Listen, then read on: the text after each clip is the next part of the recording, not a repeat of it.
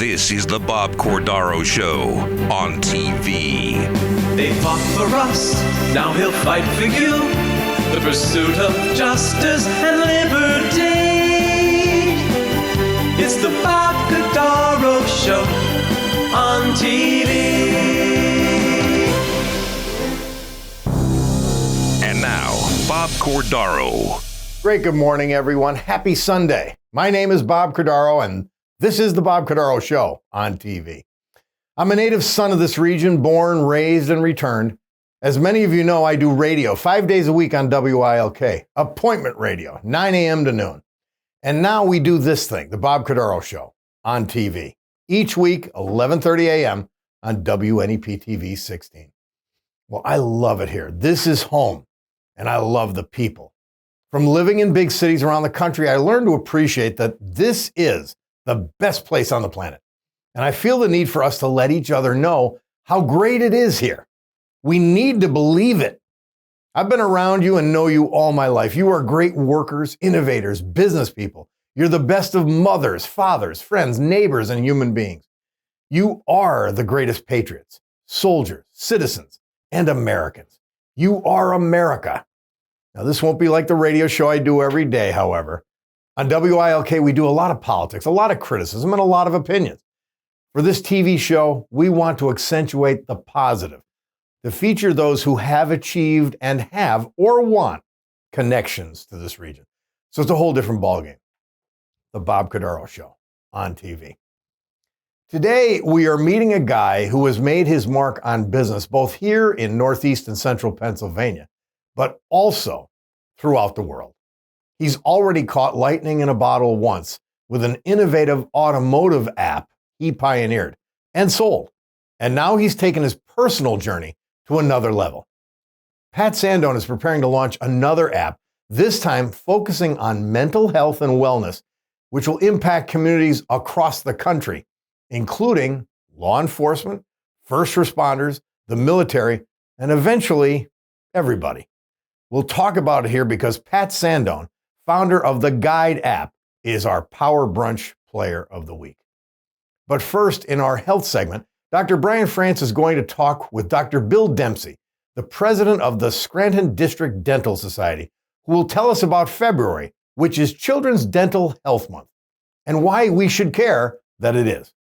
Looking forward to this show. So, with the help of God, our families, and each other, let us begin.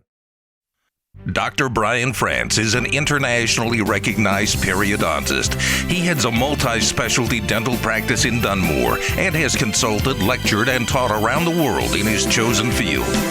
Well, in our health segment today, we're joined by Dr. William Dempsey, and he's the president of the Scranton District Dental Society. Alongside me, as usual, is Dr. Brian France, and we're going to find out about Children's Health Month, which is February this month. Brian? Bill, welcome, and thank you so much for taking time out of your busy schedule to come and be with us today. Before we get into the actual interview, Bill, tell us a little bit about your background and where you went to school and trained, et cetera. Absolutely, yeah. So I grew up in a small little town called Forest City, Pennsylvania, about 25 miles north of here. I went to Penn State University, go Nittany Lions, and then I went to Temple Dental School in Philadelphia. I graduated in 2012. I've been practicing in Mount Pocono ever since. First started with Dr. Jim Sirotnik, and then Century Dental bought us out like 2016, 2017. Been with them ever since, also in Mount Pocono. And I reside in the Crystal Lake area with my beautiful wife, Marla, and my beautiful daughter, Sienna. And Marla's a professional as well. Tell us a little bit about her. She is. She's a family doctor in family practice with Commonwealth Health. Yeah, and you got a beautiful 9-month-old. 9-month-old. Oh, it's great. Awesome. It's great. So on a personal note, I just really want to take a minute and thank you for what your contributions are to organized dentistry in northeastern Pennsylvania. As Bob said, you're the current president of the Scranton District Dental Society. And the Dental Society does a lot of fabulous things for the residents of northeastern Pennsylvania. One of them is Children's Dental Health Month, which kicks off February 1st today.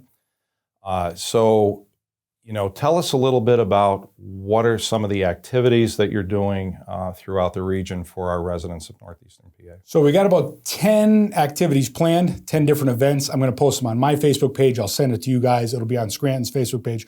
off the top of my head, from 5 to 7 p.m. at 3 McDonald's locations. February 8th will be at the Wegmans location in Bell. February 16th will be in Carbondale. And February 28th, we will be on Kaiser Avenue from 5 to 7, giving out toothbrushes and toothpaste to every children. We have over 2,800 bags packed for all the kids. So this is our big month of community outreach for the district. For both of you, I mean, why is it so important to have Children's Health Month? It's huge for both parents and kids. You want the kid to have a good experience. So they go, they get a present, they get a bag. We'll have the tooth fairy there at a lot of events. So they're happy. For parents, it's about establishing a dental home. You got to get your kid into a dental office, get them established, and get them into brushing their teeth regularly. My little 9-month-old, she brushes her teeth twice a day. She loves it. She loves playing with it.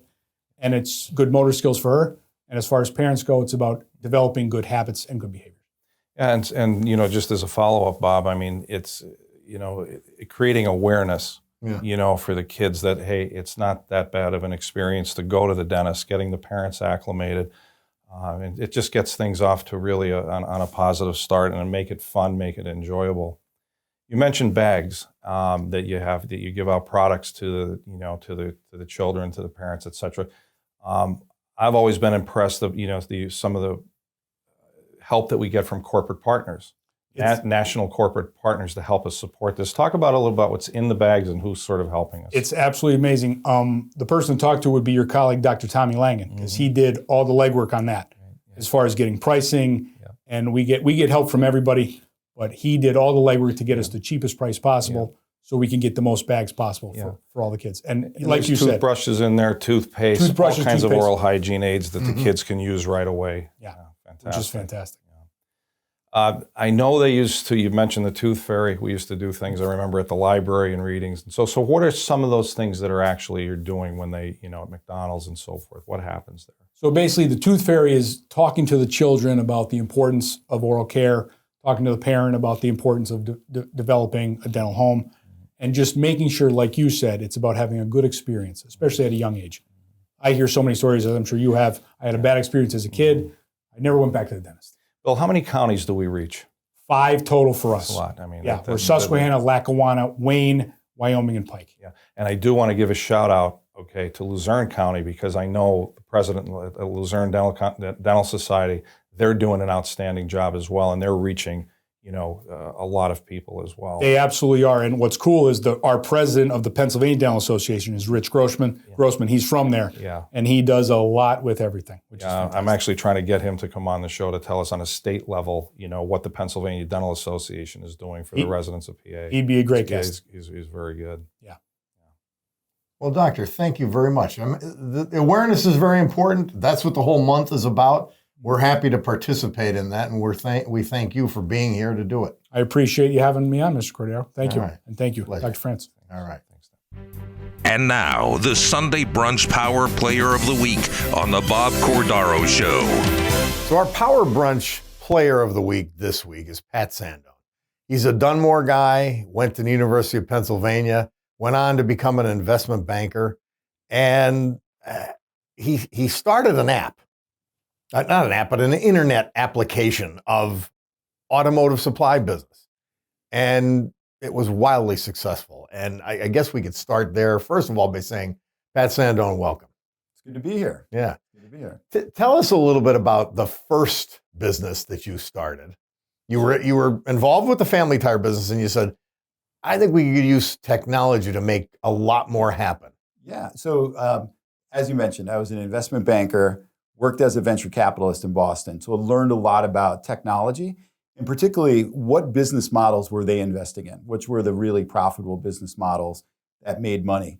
And then decided I really wanted to run a business. So I got an MBA at Columbia, moved back, took over the family business, and very quickly realized that this was an industry that technology hadn't touched. And there was a lot of room for innovation. And started to see that the products I needed to help grow my family business weren't available. So decided to start a company called Net Driven, where we took what was previously probably $1 million investment to create an online internet marketing and e-commerce system, And we were able to basically use Henry Ford's principles of mass production, right? And took that piece of technology, systematized the production of it, drove the cost down to where you could rent it for about $3,000 a year.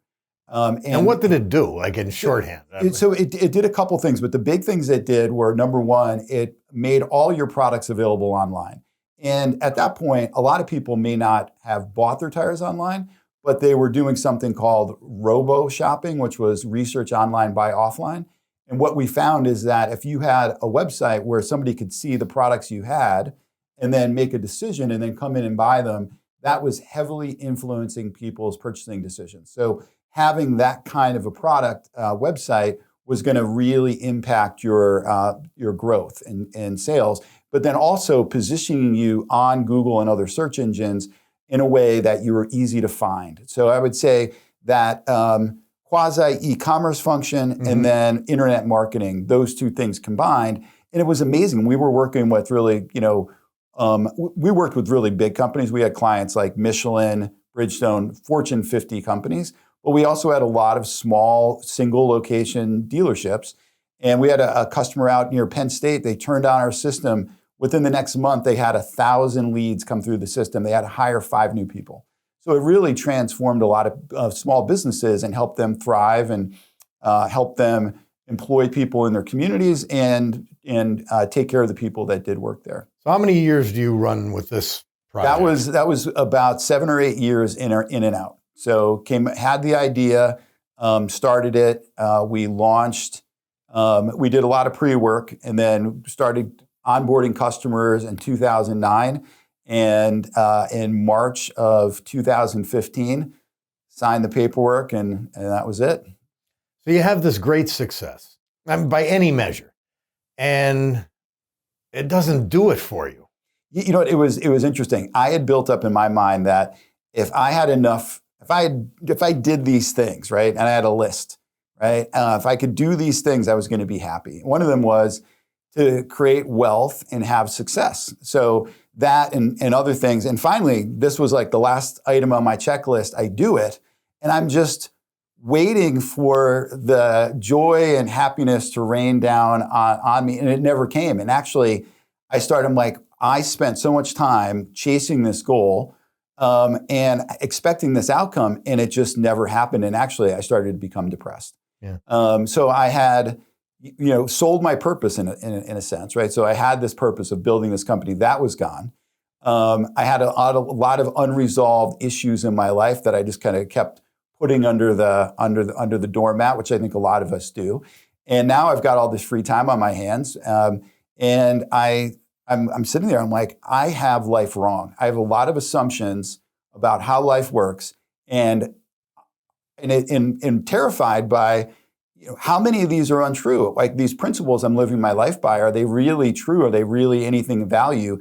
And I decided I needed to look inward. I needed to spend some time, figure out what was really important to me. What's a deeper purpose? How do I resolve some of the trauma that I've experienced in my life and really build the best version of myself to go out and, attack the last half of my life with doing something that I know is going to really bring me joy and I'm going to feel good about when it's all said and done. So this personal journey, in the way you think, leads to an extraordinary business opportunity, an application. Well, that it's interesting. I was going on this journey at a time when, as a world, we were embracing mental and emotional wellness in a way we never had before, right? So I'm going on this journey. I'm a technologist, so I like to systematize things. How can we make it simpler? How can we make it more accessible to more people? And the world is opening up in a way that's saying, hey, you know what? We're all struggling with something and we all want to be our best, but we realize that being our best isn't just about physically being our best. There's a mental and emotional component to it that we also have to embrace. And all that's happening, I'm like, this could be my purpose, my next big venture. So I started to think about how could I take a journey that I went on, which I spent about between 4 and 5 years full-time, didn't work, on this journey. I worked with the best coaches and took the best programs in the areas of mental and emotional wellness. spent hundreds of thousands of dollars, did 2,500 hours of training, and at the end of it, really emerged. I'm like, I am happier than I've ever been, more confident, more sure of myself, more clear on what I want. Everyone could benefit from this, but who the hell has 4.5 years, $250,000 to pursue it? Pat Sandone does. Well, but most people don't, right? So how could I take all that knowledge and bring it into a format where anybody could get the same result that I got? And that was the genesis of Guide. In talking about this before we started, Brian, you had the basic question. I think so many people want to know. Yeah. So, I mean, Pat, your story really is fascinating to me. Preparing for this today, I, did some background studying on what you did and your life and your story, and fascinating, absolutely fascinating. But on a basic level, many of us have a vision. Where do we we want to create something? We have an idea. We even maybe have an end product in mind. How do you do it? How do you develop an app? Yeah, it's a great question, and it really does. You said a product, right? So I think the process that you go through to create an app is really the process you would go through to create just about any product. So what we did is initially we found inexpensive ways to do market testing. Like, would the idea work in reality, right? Would people use it, and how could we do it in a very efficient, inexpensive way to just get some proof of concept? So that's a really good first step. What we did is we found a company that could kind of build us an app using what's called a WYSIWYG editor, or what you see is what you get, a way of basically, instead of coding from scratch, you're able to take existing building blocks and build something. So we were able to put together an app for a relatively low price that could do some of the things we wanted it to do, and then we did user testing. So we did 4 discrete user testing segments to see, would people use the app, would they like it, would they get good results out of it. That was step 1. So I had funded all the testing myself, so I put in $600,000 to fund that early testing, although we could have done it a lot less expensively. I think all you need to do is do 1 test. So just for clarity, what we're really talking about is the app that you have developed and have made available to veterans and first responders. So so we did what you would get asked: how do you build an app, or how do you build a product? Correct. And I'm saying step 1 is you got to do some initial testing before you even build the whole product. You have the concept. You have a concept, and then how can you test elements of that concept to make sure that it works? So we were able to build a prototype app, not the app we have now. Okay. And build a prototype app for a low price to test, would people take courses online? Would they share intimate details about themselves in an anonymous chat-based environment, right? So we wanted to test some of the core assumptions of the product. So whatever product you want to build, you want to do some initial testing to see, is there an appetite for the product you want to build? So are there actually, let's just say I have a vision, not personally, but as an example, I have a vision. I want to develop an app that I want to help people quit smoking. Okay. That's my end product. I'm a healthcare provider. I think that's important. How do I, who do you reach out to? Are there companies that help you build a prototype? Right. To try your theory type of thing. Yeah. So a lot of times, and sort of the cost involved. Yeah. And a lot of times you can find existing technology to emulate a facsimile of what you want to do. There are people out there, obviously, that will build apps for you. We chose to bring people in-house eventually and build the app. When you work with third-party app developers, it can sometimes take a long time, and the product you get in the end may not be what you want. It may be more cookie cutter. It may be more cookie cutter, but it also may, there's not a great alignment of incentives in that case.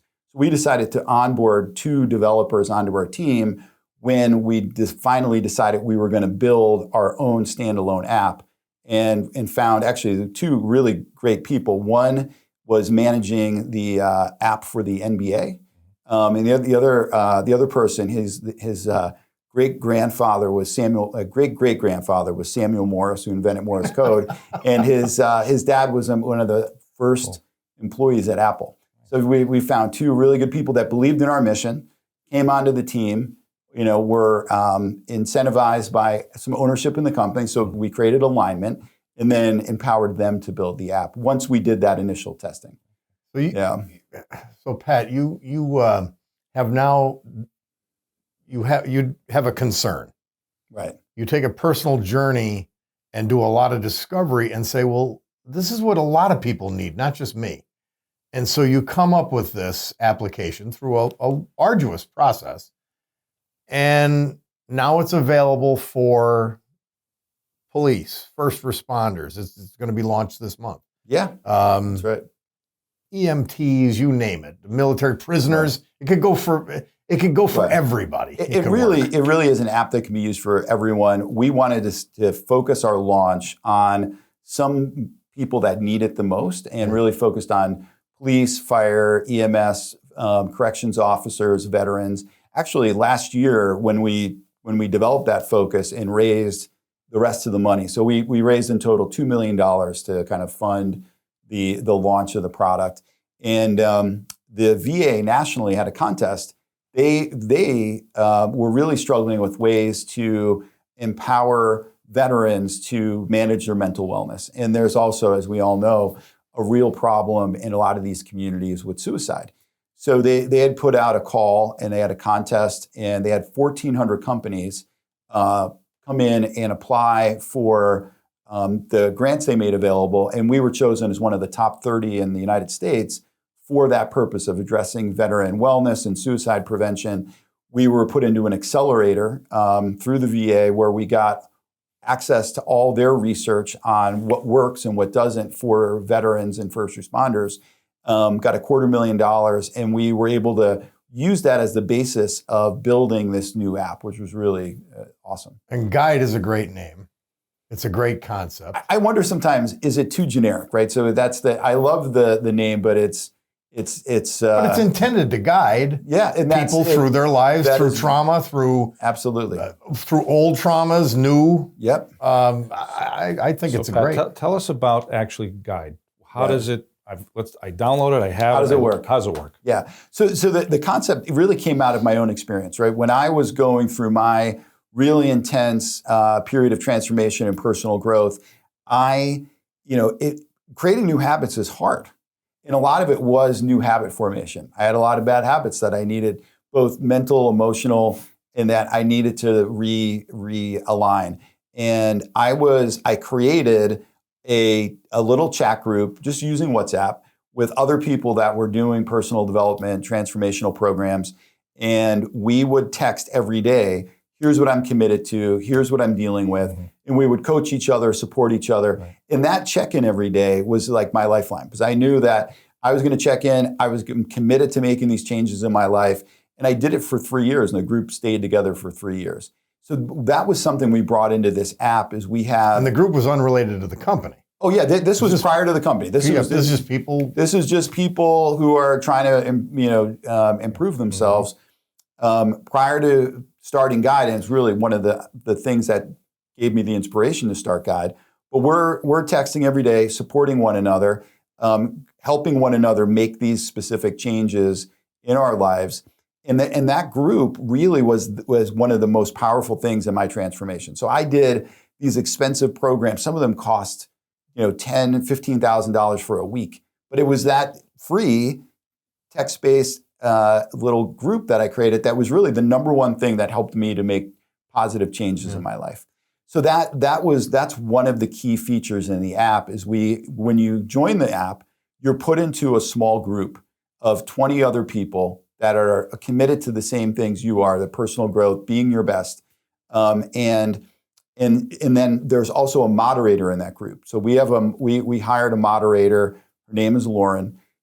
Prior to working with us, she had, I think, 8 years experience moderating a text-based chat group for people with chronic diseases in their families. So dealing with similar things. People are really struggling.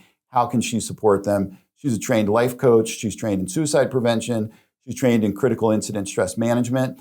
And she's in these groups, and you're put in these groups, and you're being peer supported, but also guided by somebody who's really understands what you're dealing with and how to support you. And then we layer on top of that specialized courses that you can take and learn these techniques in a self-study environment.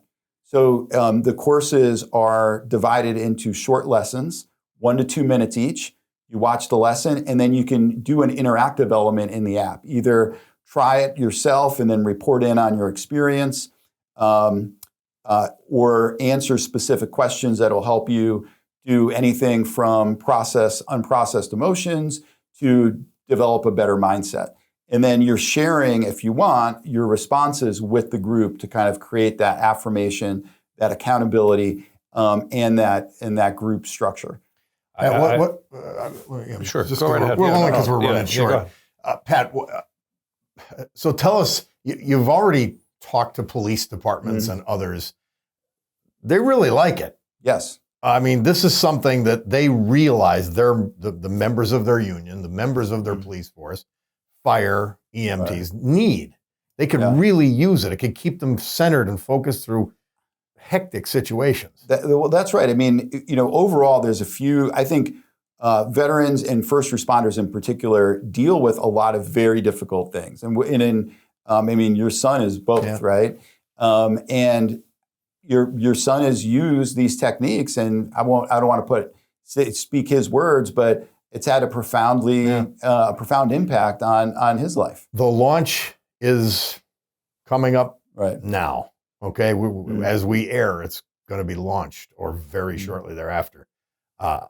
This is exciting stuff. We're going to have you on weekly segments every month, talking about it, talking about mental health, and all that kind of thing. So I'm excited to go into it with you. Yeah, I mean, and really what we want to talk about is, and the big idea with Guide is that, we all know that physical wellness is something that you've got to maintain daily, right? And we're all clear on that. Like, if you worked out for a week and you never worked out again, you would lose what you built. And mental and emotional wellness works the same way. It is something that you need to do something every day to build that resiliency and strength in those areas. And that's what Guide offers. And it's really a new concept. Because I think for a lot of us, we never thought of it that way. Well, it'll be exciting to talk about it once a month and to follow your progress. Pat Sandone, thanks for being with us so much on the Bob Cordaro Show. Good to be here. Thanks, Pat. Right. Yeah, absolutely. Great. And this is good stuff. We're happy you're with us. We'll see you next Sunday. Thanks for being part of the program. You've got an appointment every Sunday morning at 11:30 right here on WNEP TV, The Bob Cordaro Show on TV. Justice and liberty.